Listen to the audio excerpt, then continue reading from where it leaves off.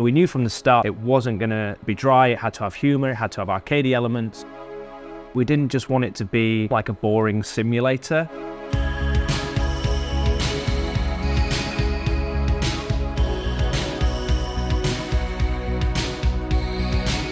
I remember our first meeting with Leo and Wide Productions.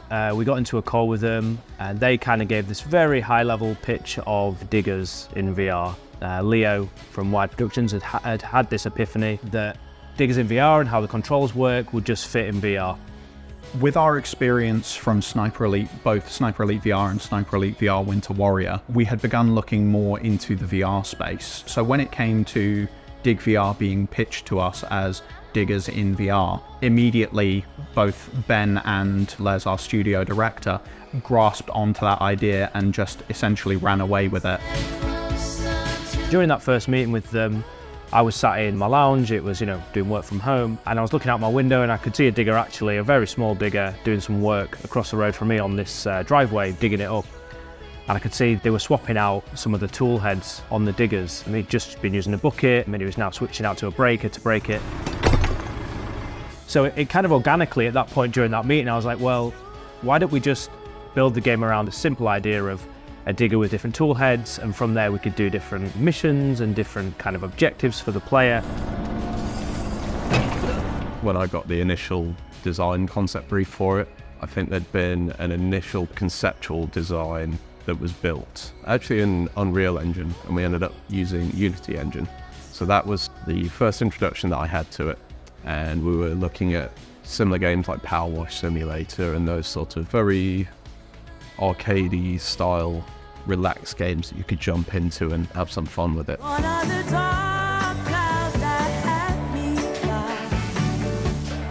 Power Wash was a huge inspiration when it came to what we would be wanting to present to the audience. When we first made the prototype, and everyone was feeling pretty good about it, but we didn't know if it was real, if that's what actual diggers felt like. So we went to Diggerland in Castleford, which is just down the road from us, jumped in some real diggers just to try and get a sense for it, and the guys who were there at Diggerland were like, oh, you guys have been in diggers before then, right? Because you seem to know the controls, you're doing really well. And we were just like, no, this is all just from a prototype we've made. And then at that moment, it just kind of clicked that we've got the sense of it right. So if you play Dig VR and how that works, it is one-to-one translatable with a real digger. I'm not telling people to go out and steal a real digger, but you are getting that authentic feeling from the game of what a digger feels like.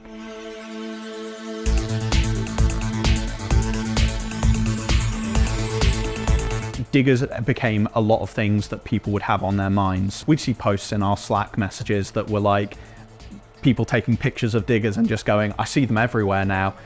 Even myself, whenever I was coming into the office, there's been a lot of building works around Leeds, and every time I saw a digger, I was like, oh, what are they doing over there?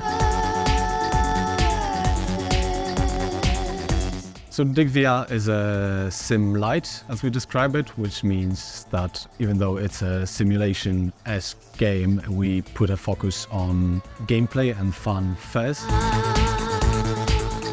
It adds to that level of fantasy of being able to do something that you wouldn't necessarily be able to do within the real world, and it's something that players wouldn't necessarily expect to have so much fun doing as well. As well as the bucket for digging, we have a circular saw for cutting down trees, we have a trimmer for vegetation, hedgerows, grass.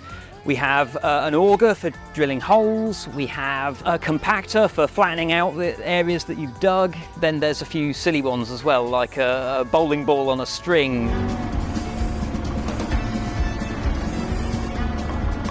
There's a lot of content in Dig VR. We really went for it, and we've got this full campaign in there, which is about 7 to 8 hours of gameplay. We've also got a variety of mini games in there. We've got multiplayer in there, so you can play with friends. Over 70 customization options. You've got different paints, different skins, different decals, so you can fully customize your diggers, and then you can take those online and show your friends all your customizations you've unlocked. There's a lot there, a lot to dig into.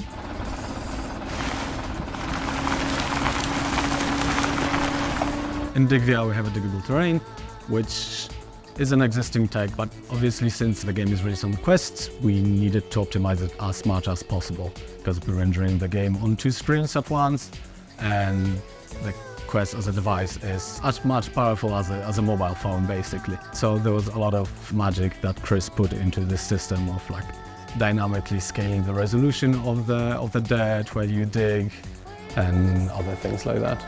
The terrain is quite an interesting thing because it's simulated to quite a high degree of detail, which is not that common in VR games, and we knew that there would be some performance issues with that potentially, so we had to be aware of that. And it was great fun setting up the simulation of the dirt so that it would flow and like fall into piles nicely and then flow into trenches, and getting it set up to assist gameplay as well, so that the dirt will pile up nicely when you're piling it above the ground, but when you're dumping it into trenches it will spread out better to try to fill the space. You can make a lot of environments look very pretty in the Quest headset when they're indoors, and smaller enclosed spaces when you're in a digger, and the areas that you might be visiting in a digger very different. So that was another challenge, is how do we do open areas, fill it with all this content, and have the diggers and the deformable terrain and all the other bits that you'll be doing in the game working in tandem and actually run. So we had to make quite a lot of concessions in the art. One of the big things that we decided to do very early on was use a color swatch sheet. So instead of having the traditional route of having a 3D model, it has its own multiple textures. We just went with a very basic color swatch sheet with a range of, I think it was about 128 different colors on there that we could then color all of the 3D objects in the environment with. And slowly that started to develop a really nice sort of fun, stylized, cartoony world that we actually wanted to build upon and be in more. Well, I think we've done really well on providing quite a lot of varied places to go to and varied objectives to do, which is not just digging in the Dig VR game. We can make it on our own, 'cause all we need is a little bit of rock and roll. So it's been great to see people actually get hands-on with the game. We took the project to Diggerland and we had some people actually play it where they could then jump onto real-world diggers. And the feedback's been fantastic. The way that they were able to play the game and then immediately jump into an actual digger and it kind of controls one-to-one has been really cool, because it means that as a design team, we've achieved our goal of what we set out to do. It's been a labour of love from all sides, and having that finally go out to players and letting everyone else enjoy that, that's what I'm looking forward to most. I'm feeling very ecstatic to see how people react to it. The line we hear all the time from people who play it, they go, oh, that's not what I was expecting. In that really joyful sense that they think it's just this kind of sim, but it's got this real good heart to it and humour, and it's got the quirkiness and the fun. And people just come away with a totally different perception of what the game is, and they go, oh, I get it. And everyone who wasn't necessarily interested in the game because they just had no interest in excavators or diggers whatsoever, all of a sudden are now like, yeah, I'm going to buy this. People that enjoyed this, I'm really loving it, and I think it will be a game that will stay on the market for a long time.